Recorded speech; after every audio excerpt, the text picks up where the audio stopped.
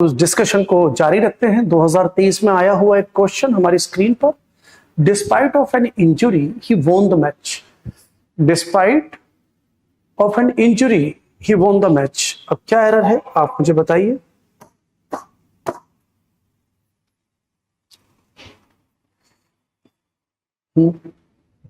देखिए इसमें जो एरर है वो प्रेपोजिशन से एरर है। हमारी दो प्रेपोजिशन है, एक होती है इन स्पाइट ऑफ और एक होती है डिस्पाइट।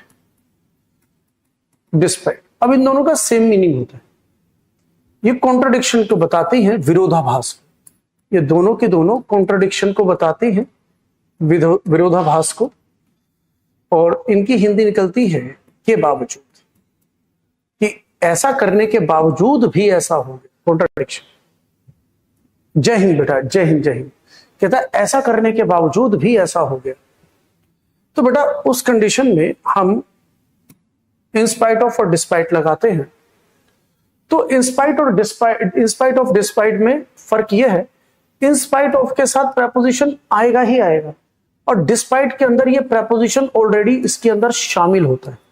डिस्पाइट के साथ प्रेपोजिशन नहीं लगाना है, ये ध्यान रखना।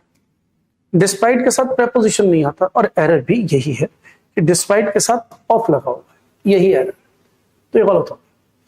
तो अब ये गलत हो गया, तो जो आंसर होगा हमारा, तो इन स्पाइट ऑफ में देखो ओ डबल एफ आ गया, सिंगल एफ आता है, ये भी गलत। इन डिस्पाइट ऑफ और होता ही नहीं, इन्हें दोनों ही लगा दिया, इन स्पाइट ऑफ डिस्पाइट को मिक्स कर दिया, ये नो करेक्शन रिक्वायर्ड चलेगा ही नहीं, तो डिस्पाइट आएगा। क्लियर हुआ?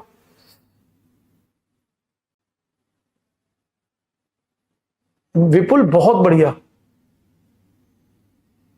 थैंक यू बेटा। Prashant thank you and God bless you. May God bless you, government job very very सून।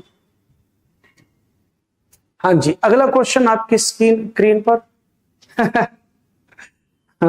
मेरा कौन सा वर्ड है आज अगला क्वेश्चन आपकी स्क्रीन पर, it was a quite afternoon so Dan decided to take a nap. Nap का मतलब होता है दिन के समय पर ली गई छोटी नींद, छोटा सा आराम। डे टाइम में ली गई छोटी नींद नैप कहलाती है। डे टाइम के समय पर ली गई छोटी नींद हमारी नैप होता है। तो देखो इट वाज क्वाइट आफ्टरनून, तो ध्यान दे, एक शब्द होता है QUITE, एक शब्द होता है QUIET। ये जो होता है ये वेरी का सेंस होता है, जो बहुत का सेंस होता है, बहुत बहुत ज्यादा। क्वाइट प्लीजेंट, बहुत ज्यादा सुहावना, है ना। तो एक जो क्वाइट होता है इसका मतलब होता है एकदम शांत, इसका मतलब होता है एकदम शांत, कोई शोरगुल नहीं। तो कहता है जो डैन है, इसीलिए डैन ने आराम करने का डिसाइड किया, क्योंकि वो जो आफ्टरनून थी वो बहुत ही शांत थी। तो यहां पर आप ये वाला क्वाइट लगा नहीं पाओ, तो यहां पर हमारा जो लगना है वो QUIET वाला लगना है। तो कहता है इन चारों में से अब ये गलत है, तो ये गलत है। अब ए क्वाइट QUIET ये सही है, एन क्वाइट और एन क्वाइट ये तो वैसे ही गलत है, क्योंकि वोवेल साउंडिंग वर्ड के साथ तो हम एन लगाते हैं, ये तो कॉन्सोनेंट साउंडिंग वर्ड है, ये तो वैसे भी गलत, ये भी गलत, ये तीन गलत, तो आंसर हो जाएगा एक्वाइट। ठीक है, समझ में आ गया ना। तो ये एडवर्ब से एरर है, ये एडवर्ब है, एडवर्ब से एरर आए, क्वाइट और क्वाइट। अगला देखिए, professor said that I will be late for the lecture. ये नरेशन से आया है, ये एरर जो है ये नरेशन से। नरेशन के पॉइंट को सोचते हुए बनाओ।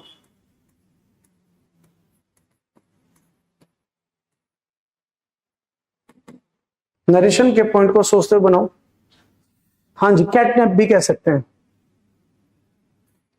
कैटनैप भी कह सकते हैं, बनाइए इसे। अगला क्वेश्चन आपकी स्क्रीन पर, नरेशन के पॉइंट ऑफ व्यू से एरर पूछ लिया गया है, सेंटेंस इंप्रूवमेंट है नरेशन के फॉर्मेट में। तो देखिए, प्रोफेसर सेड, तो बेटा अगर हमारा सबऑर्डिनेट क्लॉज, इसको मैं चलो बोल दूं रिपोर्टिंग वर्ब, अगर हमारी रिपोर्टिंग वर्ब पास्ट में है ना, तो जो हमारी रिपोर्टेड स्पीच होती है वो भी पास्ट में जाती है। उस कंडीशन में शैल विल को हम वुड में चेंज करते हैं। उस कंडीशन में शेल विल को वुड में चेंज करते हैं। नरेशन के नियम की अगर बात करें तो यहां पर शेल कर दिया गलत है, इज कर दिया गलत है, विल को हम क्या करेंगे वुड, तो आंसर सी हो जाएगा। ये मे कर दिया गलत है तो आंसर होगा सी। क्लियर है? नरेशन से एरर आ रही है।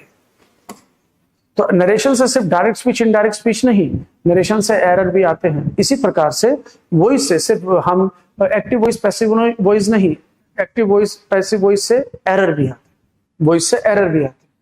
अगला question, selling, purchasing and using an illegal copied product is a criminal offence, is a criminal offence.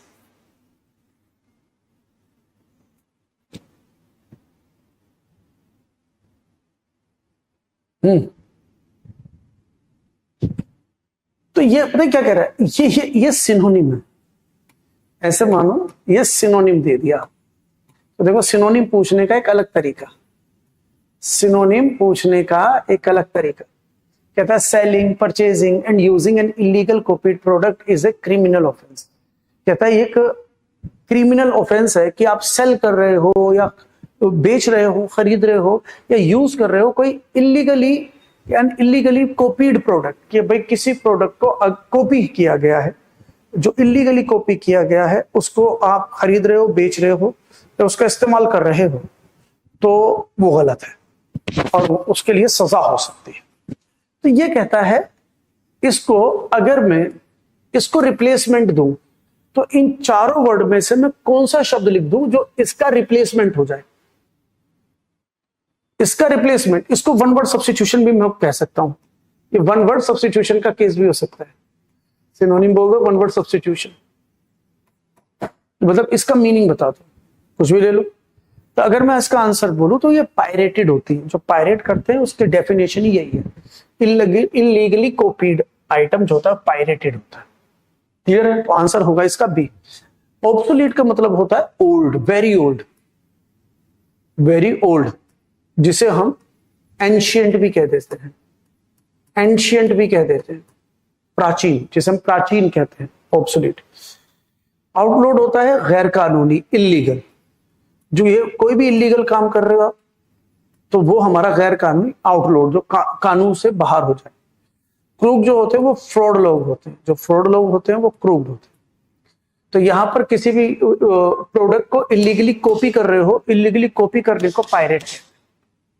ठीक है, चलो आंसर बी। अगला क्वेश्चन आपकी स्क्रीन पर, ये भी नरेशन, उसी टाइप का क्वेश्चन है, ये भी नरेशन से अभी मैंने जो दिया उसी टाइप का क्वेश्चन है।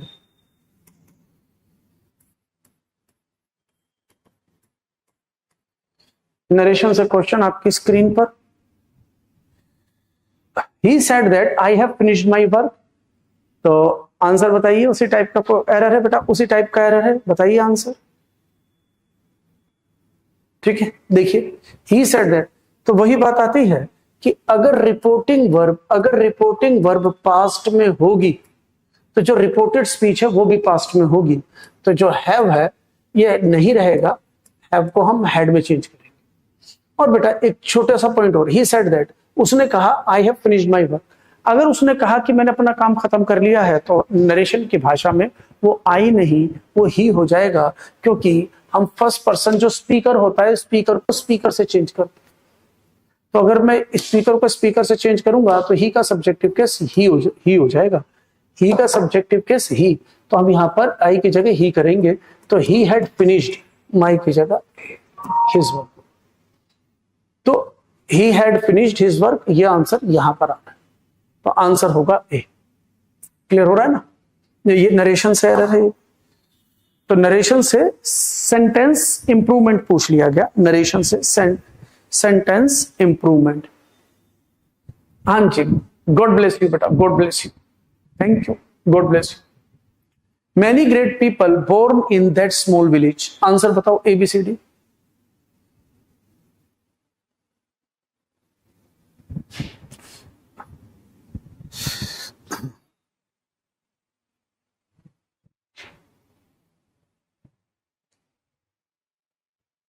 Many great people born in that small village। तो देखो सही वर्ब लगानी, बोर्न, पहले तो ये समझो बेटा, बोर्न वर्ब की थर्ड फॉर्म है, और कोई भी वर्ब की थर्ड फॉर्म बिना हेल्पिंग वर्ब के नहीं है। और V3 से पहले दो ही हेल्पिंग वर्ब आ सकती हैं। V3 से पहले दो ही हेल्पिंग वर्ब आ सकती हैं, या तो हैव, वो भी हैव एक्टिव वॉइस में, और या फिर बी की फॉर्म पैसिव वॉइस। तो V3 से पहले दो ही फॉर्म आ सकती हैं, या तो हैव की कोई फॉर्म या बी की। तो V3 अकेले तो आ नहीं सकती, तो V3 अकेले नहीं आ सकती, तो ये गया। तो या तो आप वाज बोर्न कर दो, लेकिन वाज बोर्न बोलोगे कैसे? पीपल जो है वो पर्सन का प्लूरल है, ये प्लूरल है, तो वाज लगा नहीं पाओगे, प्लूरल चाहिए मुझे। इस ये भी सिंगुलर है, तो इसे लगा नहीं पाओगे, तो आंसर फिर यही रह जाएगा, और फिर ही नहीं पाएगा। तो कहता many great people were born in that small village. Clear हुआ ना भाई? पीपल, अगर हमारा पीपल प्लूरल सब्जेक्ट है तो सिंगुलर वर्ब तो आ नहीं सकती, और वर्ब की थर्ड फॉर्म बिना किसी हेल्पिंग वर्ब पे आ नहीं सकती, तो फिर ये भी गलत। तो तीन गलत हो गए, तो आंसर यही बनेगा हमारा। ठीक है, चलिए आगे बढ़ते हैं। It is true that learning English, बताइए।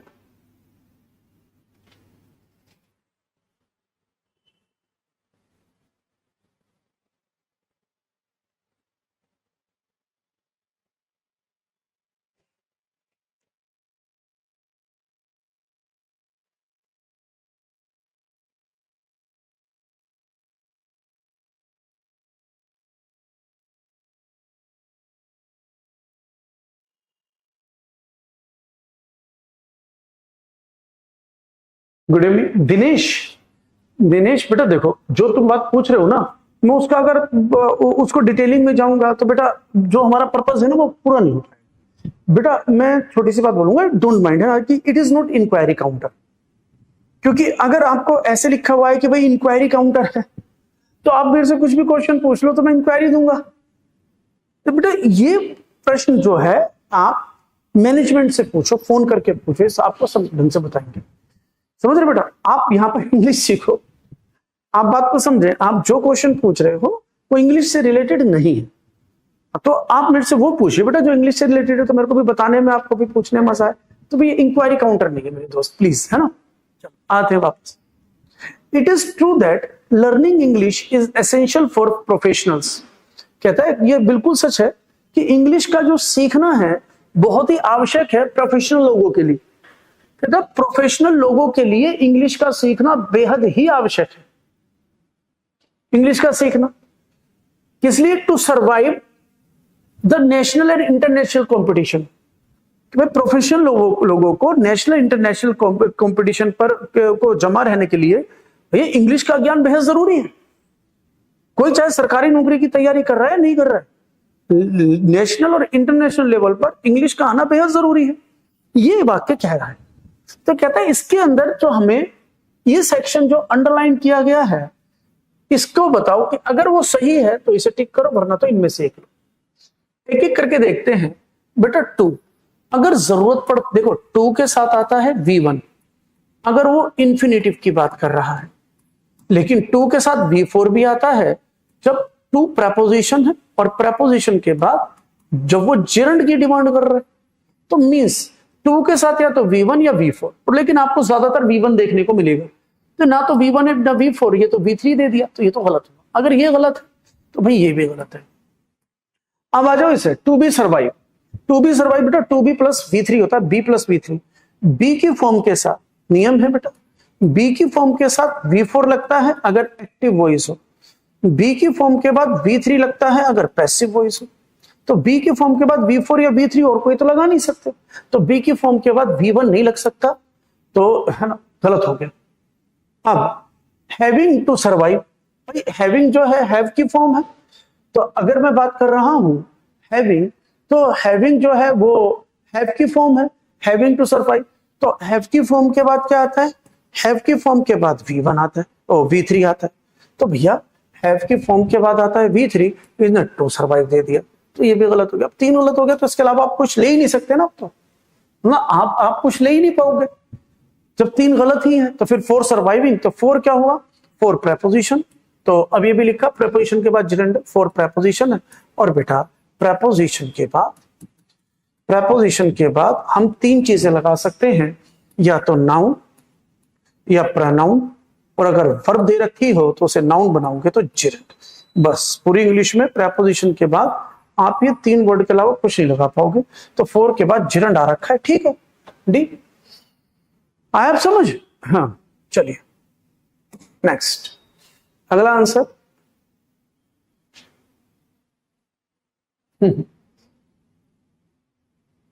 अगला आंसर आपकी स्क्रीन पर बेटा। Peer pressure is bound to affect most of us both positively and negatively। बताइए peer pressure क्या होता है बेटा? peer pressure क्या होता है? ये वर्ड बहुत यूज होता है। peer का मतलब होता है साथी। जैसे हमारे यार दोस्त होते हैं ना, तो यार दोस्त होते हैं, कई बार peer pressure इतना होता है कि भाई जैसे जैसे जैसे मानो कि चार दोस्त हैं, अच्छे दोस्त हैं, उनमें 3 सिगरेट पीते, एक नहीं पीता, तो पता है 3 सिगरेट पी रहे हैं तो वो 3 थोड़ा प्रेशराइज करेंगे उसे कि तू भी पी ले, तो पीयर प्रेशर कहलाता है। दोस्तों का प्रभाव जो होता है पीयर प्रेशर। अब अपोजिट ले लो कि भाई 3 दोस्त हैं, 4 दोस्त हैं, 3 सिगरेट नहीं पीते, एक पीता है, तो 3 उसे बोलेंगे भाई तू मत पिया कर, तू मत पिया कर, तू मत पिया कर, तो ये क्या है? Peer pressure. तो कई बार चीजें जो ये पीयर प्रेशर होता है ना, ये बहुत ज्यादा होता है, जो हमारी जिंदगी पर को प्रभावित करता है कि हम कई बार अपनी जरूरत नहीं, अपने दोस्तों के, अपने जो कुलीग्स हैं, जो हमारे आजू बाजू हैं, उनको देखकर अपनी जिंदगी या उनके प्रेशर में अपनी जिंदगी को बिताते हैं। तो इसे कहते हैं पीयर प्रेशर। क्लियर हो गया? तो जो यार दोस्तों का, जो हमारे कुलीग्स हैं, आजू बाजू हैं लोग, उनका जो प्रेशर होता है उनको पीयर प्रेशर कहते हैं, किसी भी चीज को करने का या ना करने का प्रेशर। तो कहते हैं peer pressure is bound to effect most of us, कि पीयर प्रेशर जो है ना वो हमारी ज्यादातर लोगों की जिंदगी को प्रभावित करता है, पॉजिटिवली भी नेगेटिवली भी। मैं बताया ना, पॉजिटिवली भी नेगेटिवली भी। या तो कोई पॉजिटिवली कोई चीजों को वो ये है कि भाई सिगरेट पीता है तो छुड़वा देंगे 3 जने, या फिर 3 जने पीते हैं तो चौथे को भी चालू करवा देंगे, तो ये पीयर प्रेशर होता है। ठीक है, अब देखो एरर क्या है बेटा? देखो जब भी 2 आएगा, अभी अभी हमने बात करी, 2 आएगा या तो इसके बाद V1 लगाओ, V4 लगाओ, या V1 मतलब वर्ब आएगी तो ये आएगी। और एक तो ये पॉइंट, और जो हमारा वर्ड है ना इफेक्ट, ये जो हमारा वर्ड है इफेक्ट, ये नाउन होता है। और इसको देखो, कुछ वर्ड होते हैं जो नाउन और वर्ब में आते हैं और सेम सेम लगते हैं। कुछ वर्ड नाउन और वर्ब में सेम सेम लगते हैं। जैसे अगर मैं बात बोलूं रिलीफ, तो ये नाउन है। अगर मैं बात बोलूं रिलीव, तो ये वर्ब है ना। अगर मैं बात बोलूं बिलीफ, तो ये नाउन है। अगर हम बात कहें बिलीव, ये वर्ब है। ऐसे ही हम बात करते हैं इफेक्ट, तो ये नाउन है। हम बात करते हैं अफेक्ट, तो ये वर्ब है। जैसे हम बात करते हैं कंप्लेन, तो ये जो कंप्लेन है, कंप्लेंट है, ये नाउन है। अगर हम टी है, टी है। अगर हम बोले कंप्लेन, अगर हम कहें कंप्लेन, तो ये हमारा वर्ब है। क्लियर हुआ बेटा? अगर ये बात समझ में आई तो देखो कि टू के बाद मुझे वर्ब की फर्स्ट फॉर्म लगानी है। कहता है टू के बाद फिर मुझे वर्ब की फर्स्ट फॉर्म लगानी है। अगर मुझे वर्ब की फर्स्ट फॉर्म लगानी है तो फिर मैं टू इफेक्ट नहीं लगा पाऊंगा, टू के बाद मैं ये लगा पाऊंगा, to relieve, to believe, to affect, to complain. मैं ये नहीं कर पाऊंगा to relieve, to believe, to effect, to complain. आ गया बात समझ? अगर बात समझ में आई तो ये नाउन है, ये नाउन है। और ये टू हमारा, टू के बाद फिर नाउन आ नहीं पाएगा, तो टू के बाद हमें ये क्या कहते हैं, नाउन नहीं वर्ब लगानी है, 2 + V1।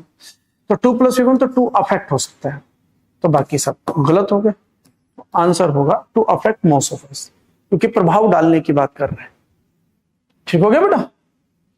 चलिए, तो बेटा पार्ट्स ऑफ स्पीच बहुत अच्छी चीज होती है ना। पार्ट्स ऑफ स्पीच बहुत अच्छी चीज होती है ना।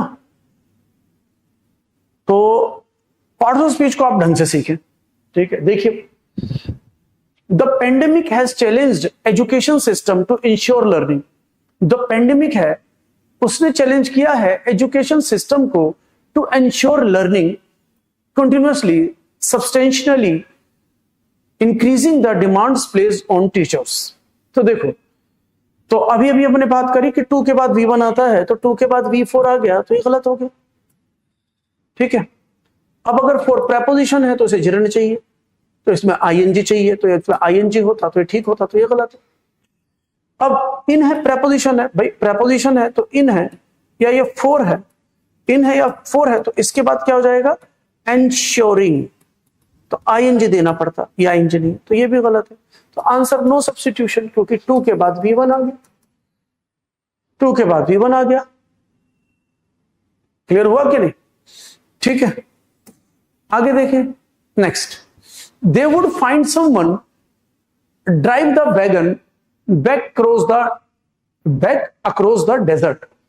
दे वुड फाइंड समवन, वो किसी ना किसी को ढूंढ लेंगे कि ड्राइव द वैगन, कि वो वैगन को ड्राइव कर ले बैक, पीछे की ओर, अक्रॉस द डेजर्ट, डेजर्ट के अंदर, पीछे की ओर।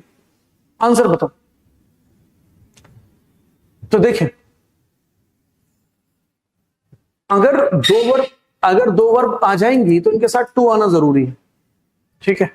जैसे शी वांट्स मी, कहता है she wants me learn English, मैं ऐसे नहीं कह पाऊंगा, मुझे लिखना पड़ेगा शी वांट्स मी। तो अगर दो वर्ब होंगी तो मुझे इंफिनिटिव के साथ लिखना पड़ेगा she wants me to learn English. तो यहां पर मैं ड्राइव अकेले नहीं लिख पाऊंगा, मुझे टू भी लिखना पड़ेगा। तो अगर मुझे टू लिखना पड़ेगा तो ये गलत है, अगर ये गलत है तो इन चारों में से ढूंढ। तो इन प्रेपोजिशन है तो इन ड्राइविंग होता तो ठीक होता, क्योंकि प्रेपोजिशन के बाद जिरंड आता है। समझ में आ गया? तो ये गलत हो गया। टू ड्राइव हो सकता है, टू के बाद V1, लेकिन टू ड्राइव द, अब ये द की भी बात कर रहा है कि द लगेगा कि नहीं, या फिर इन ड्राइविंग आ नहीं सकता क्योंकि जरूरत हमें टू ड्राइव की है, लेकिन बात आती है द लगेगा कि नहीं। तो बेटा ये वैगन जो है गाड़ी है, और एक पर्टिकुलर गाड़ी, आप किसी भी गाड़ी को नहीं चला सकते, और सिंगुलर काउंटेबल नाउन आएगा तो ए या दा तो चाहिए, तो यहां पर आंसर सी हो जाएगा, दा नहीं होगा।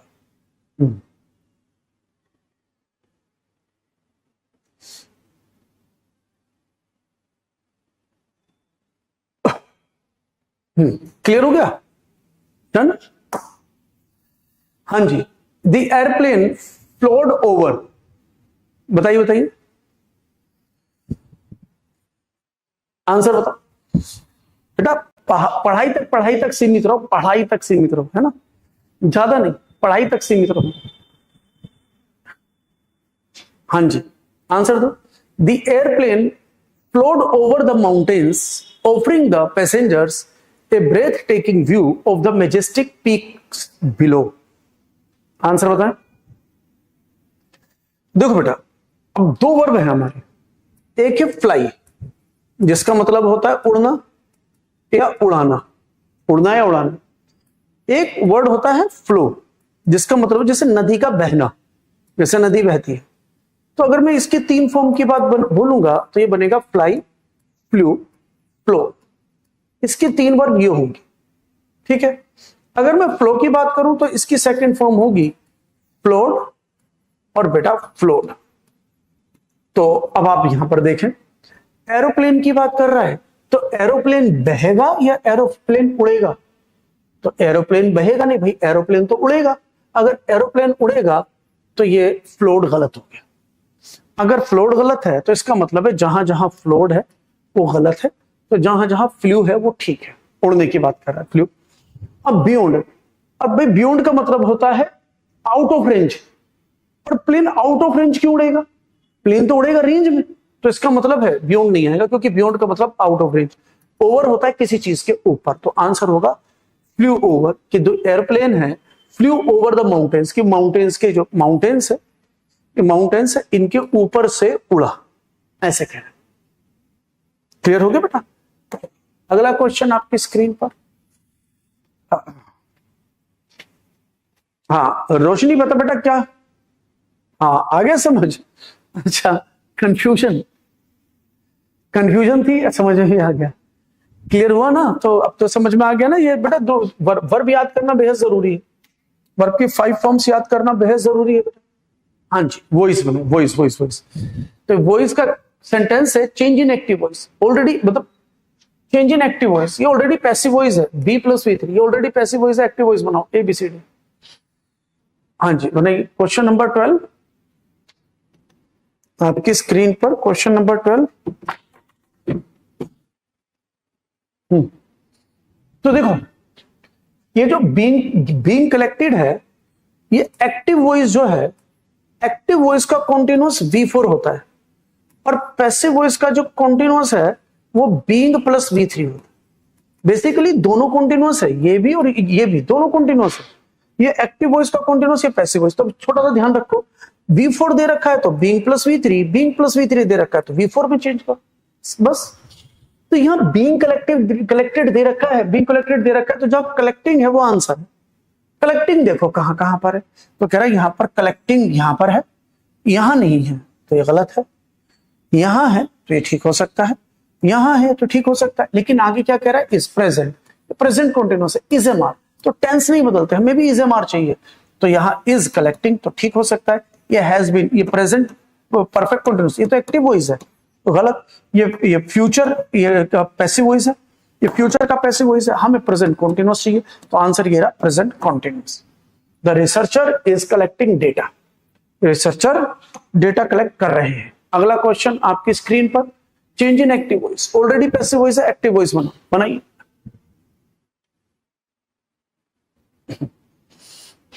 बनाइए बनाइए बनाइए।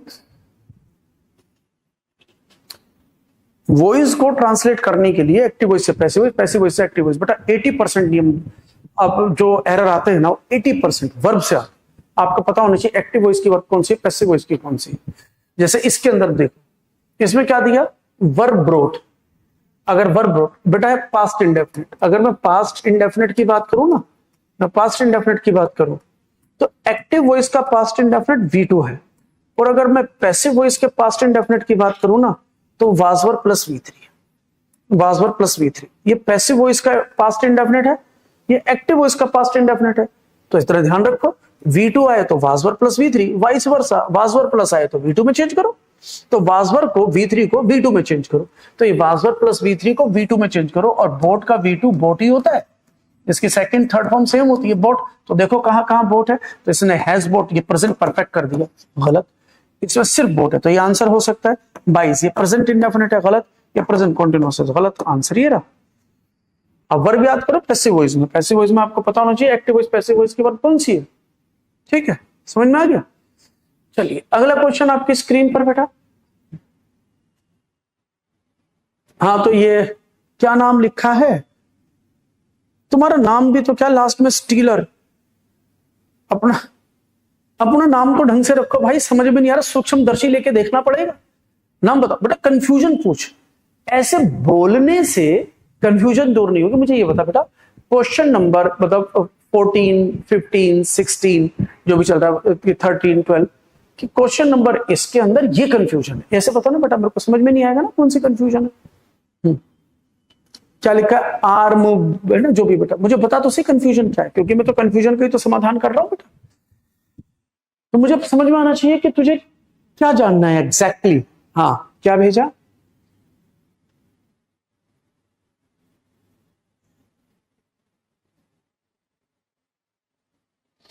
बेटा तो रो के दिखा रहा है, अब तो रो के दिखा रहा है, मुझे पूछ तो सही कंफ्यूजन क्या है।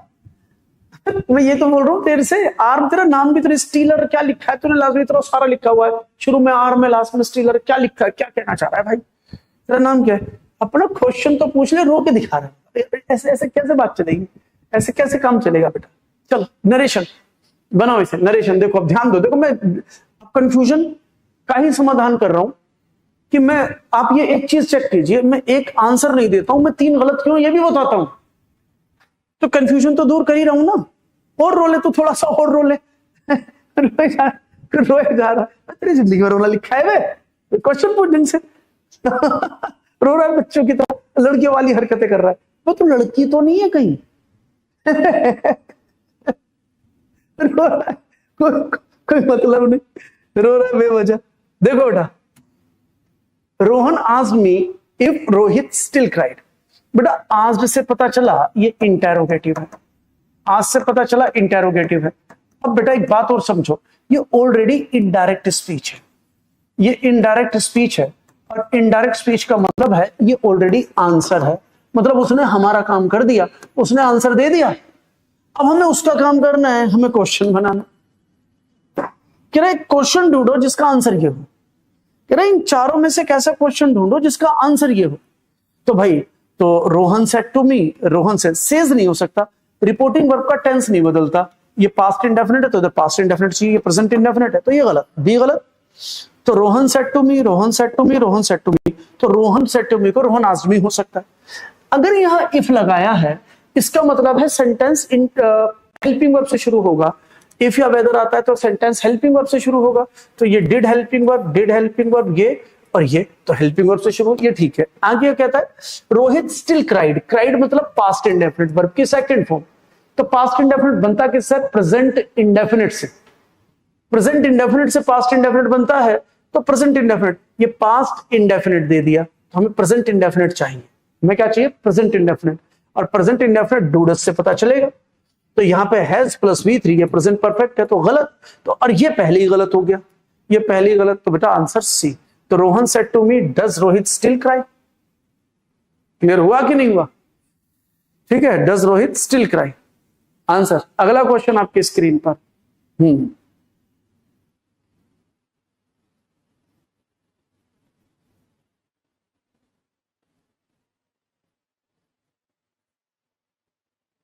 एक ये बताओ, ये तुम्हें आइडेंटिटी छुपाकर क्या मिलता है, तुम्हें आइडेंटिटी छुपाकर तुम पता नहीं पता क्या क्या नाम रख लेते हो, आइडेंटिटी छुपा रखी है अपनी। हाँ मैं गर्ल्स के लिए थोड़ा सा मैं इस चीज को फेवर करूंगा कि अगर गर्ल्स अपनी आइडेंटिटी छुपा रही हैं, अगर लड़के होकर भी तो अपनी आइडेंटिटी छुपा रहे हो तो मतलब तुम तो फ्रॉड हो, इसका मतलब है कि तुम फ्रॉड हो।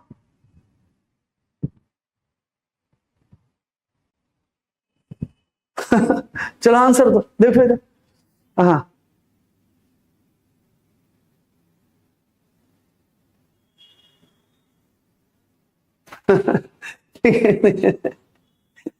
चाटे नहीं पड़ रहे, चाटे नहीं पड़ रहे, अब तो हरकतें करेगा तो चाटे पड़ेंगे। देखो इधर, the doctor said that they had performed there bit, but अब देखो ये ऑलरेडी इनडायरेक्ट स्पीच है, अगर ये ऑलरेडी इनडायरेक्ट स्पीच है तो इसका मतलब ये है कि ये आंसर है, उसने हमारा काम करके दे दिया, अब हमें क्वेश्चन बनाना है। तो देखो क्वेश्चन कैसे बनेगा, तो कह रहा डॉक्टर सेड, लिसनर नहीं है, तो बेटा जब लिसनर नहीं होता तो सेड को सेड रखते हैं असर्टिव सेंटेंस में, लिसनर नहीं होता तो, जब लिसनर ना हो तो सेड को सेड रखते हैं, तो द डॉक्टर सेड सेज नहीं होगा कि भैया ये पास्ट इंडेफिनिट रिपोर्टिंग वर्ब का टेंस नहीं बदलता, ये प्रेजेंट इंडेफिनिट, ये पास्ट इंडेफिनिट, तो ये गलत हो गया। चलो आगे बढ़ते हैं। इसने दैट लगाया, दैट कोमा इन्वर्टेड कमास की जगह क्या लगेगा, दैट, कोमा इन्वर्टेड कमास की जगह क्या लगेगा, दैट। अब उसने दैट दे लिया, अब दे तो वी, भाई we first person speaker, speaker को हम डॉक्टर से करेंगे तो वैसे तो ही होना चाहिए, लेकिन पॉइंट इज डॉक्टर ने कहा हम परफॉर्म करते हैं, हम मतलब वो सब डॉक्टर के बिहाफ पर बोल रहा है, इसलिए दे हो गया।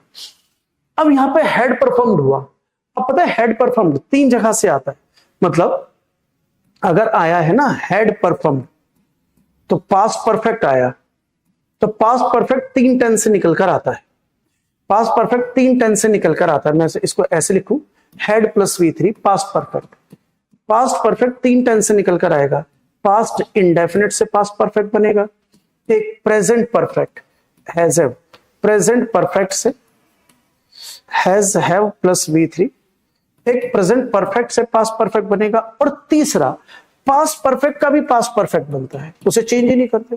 तो 3 तरीके से आंसर आप हेड प्लस V3 ले सकते हो। तो अब यहाँ पे हेड प्लस V3 आया तो कहता है परफॉर्म्ड, पास्ट इंडेफिनिट का पास्ट परफेक्ट बन सकता है, तो आर परफॉर्मिंग का तो बनेगा नहीं, तो ये गलत हो गया।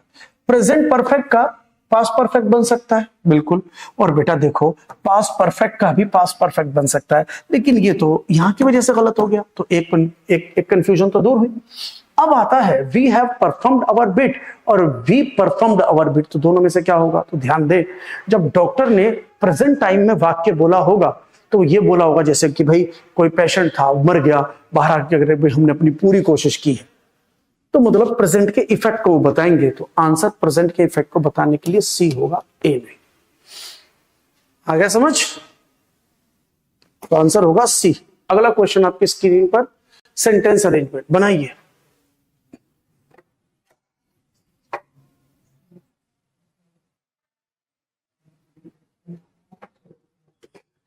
हाँ, क्वेश्चन, हाँ आपकी स्क्रीन पर है बेटा, sentence arrangement, job seekers are note.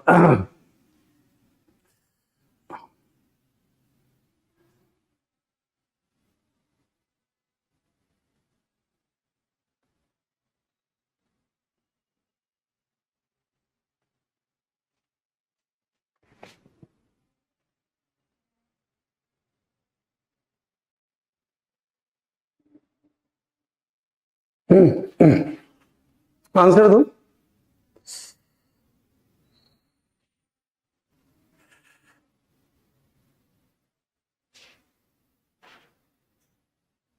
देखिए करने का तरीका बताता हूं। सबसे पहले इसे देखो, PSSR। तो पहला जो पहला तो ये है, पहला ये है, दूसरा तो दूसरा या तो P है, दूसरा या फिर S है, दूसरा या फिर R है। मतलब दूसरा ये नहीं है, इसके बाद आप इसे नहीं ले सकते। तो आते आगे, job seekers are not being employed. तो बेटा प्रेजेंट कंटीन्यूअस, तो बीइंग पैसिव वॉइस में आ जाता है। तो बेटा इज एम आर बीइंग, ये कहता है job seekers are not being unemployed. ये सेंस ही नहीं पकड़ रहा, मतलब कोई मीनिंग ही भी कोई क्या निकाले। और अगर मीनिंग भी निकाल रहे हो तो देखो इधर भी आर दे दिया, इधर भी आर दे दिया। तो आप एक सेंटेंस में वर्ब से पहले भी आर, वर्ब के बाद भी आर भी नहीं लगा पाओगे, मीनिंग भी नहीं निकल रहा है। तो इसका मतलब ये हुआ कि ये हमारा दूसरा नहीं हो सकता। अगर पी हमारा दूसरा नहीं हो सकता तो पी ए है, ये गया। ठीक है, चलो अब job seekers are not relentlessly to pilgrimage of. अब अगर अब हमने आर के बाद बोला तो या तो आप यहां पर V4 लगाओ और या फिर कॉम्प्लीमेंट लगाओ। बी की फॉर्म में या तो V4 या कॉम्प्लीमेंट लगाओ। तो कॉम्प्लीमेंट लगाओ, तो अब अगर मैं यहां पर देखूं रिलेंटलेसली, तो बेटा कॉम्प्लीमेंट एक एडवर्ब नहीं हो सकता। कॉम्प्लीमेंट एक एडवर्ब नहीं हो सकता। देखो मैं बोलूं शी इज पोलाइट, तो मैं लिखूंगा एडजेक्टिव, शी इज पोलाइट। ध्यान देना, शी इज पोलाइट। तो मैं ऐसे कह सकता हूं, मैं ऐसे नहीं कह सकता शी इज पोलाइटली, क्योंकि ये एडजेक्टिव है, ये एडवर्ब है। और बेटा कॉम्प्लीमेंट एडजेक्टिव हो सकता है, तो पोलाइटली नहीं ले सकता। तो भैया इसके बाद मैं रिलेंटलेसली, जो कि एडवर्ब है, वो तो नहीं ले पाऊंगा। तो अगर ये नहीं तो बेटा आर भी जो है वो सेकंड नहीं हो सकता। अगर आर भी सेकंड नहीं हो सकता तो बेटा सेकंड कौन सा हुआ, सेकंड कौन सा हुआ हमारा एस। तो एस सेकंड है। क्लियर हो गया, ये फर्स्ट है तो एस सेकंड है, एस सेकंड है। तो बेटा एस के बाद एक बार आर पढ़ो, एस के बाद एक बार पी पढ़ लो, एस के बाद आर, एस के बाद पी।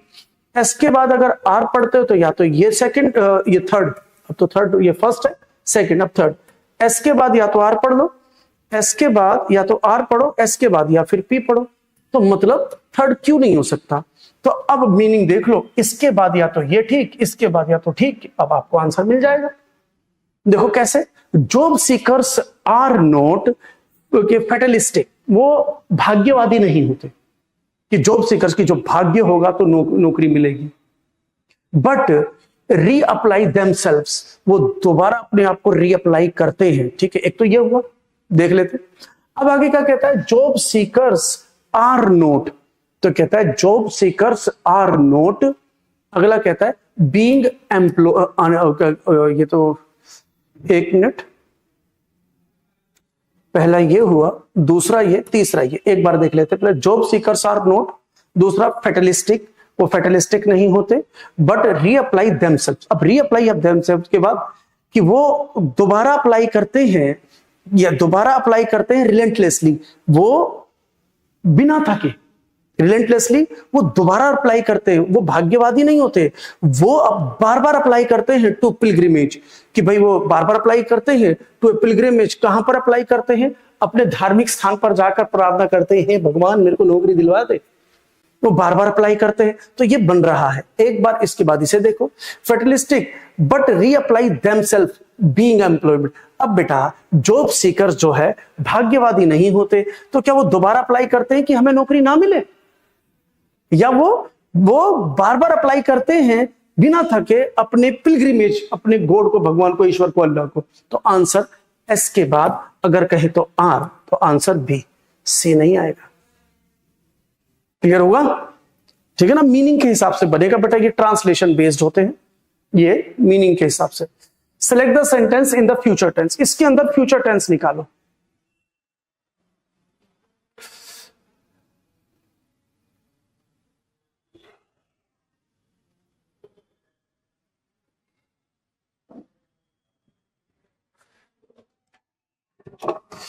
हाँ जी, आज के लिए last question, select the sentence in the future tense. Future tense का एक सही सेंटेंस निकालो। आज के लिए last question, I will be 25 next Sunday, और I have been 25 next Sunday, I should be. तो कह रहा है फ्यूचर टेंस, कितना इजी है यार। फ्यूचर को बताने के लिए हम शैल विल का इस्तेमाल करते हैं, फ्यूचर टाइम को बताने के लिए शैल विल। तो यहां पर विल, यहां पर। क्लियर हुआ कि नहीं? ठीक है, चलिए तो आंसर आज के लिए इतने, मिलते हैं अगली क्लास में। तब तक के लिए see you, ta-ta, bye bye, good night, sleep tight.